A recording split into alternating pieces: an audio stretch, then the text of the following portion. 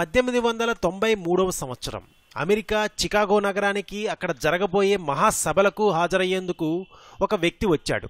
ముఖంలో తేజస్సు, ముగ్ధ మనోహర రూపం, కాషాయ వస్త్రధారి అయిన ఆ ఆజానబాహుణ్ణి చూసిన అమెరికా ప్రజలు ఎవరీ మహనీయుడు అనుకుంటున్నారు.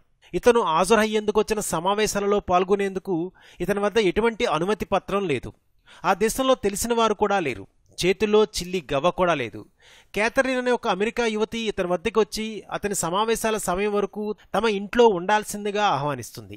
కొన్ని రోజుల తర్వాత ఆ యువతి ఆయనను హార్వర్డ్ యూనివర్సిటీ ప్రొఫెసర్ అయిన జాన్ హెన్రీ రైట్ వద్దకు తీసుకెళ్లి పరిచయం చేస్తుంది.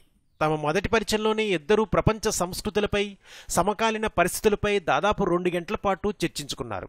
ఆ చర్చల అనంతరం ఈ వ్యక్తి జాన్ హెన్రీ రైట్తో, సార్, నాకు చికాగోలో సర్వమత సభల్లో పాల్గొనే అవకాశం ఇప్పించండి అని అడుగుతాడు.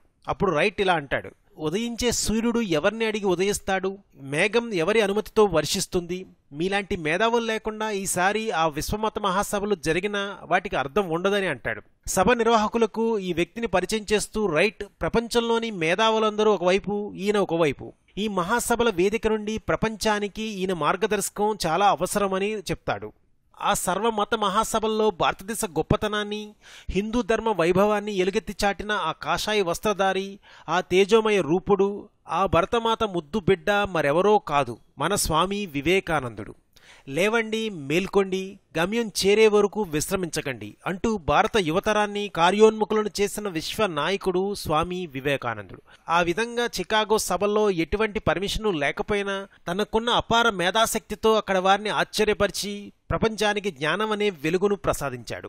మరిన్ని స్వామి వివేకానందుని జీవిత విశేషాల కోసం ప్లీజ్ సబ్స్క్రైబ్ టు రెక్ టీవీ మిస్టరీ.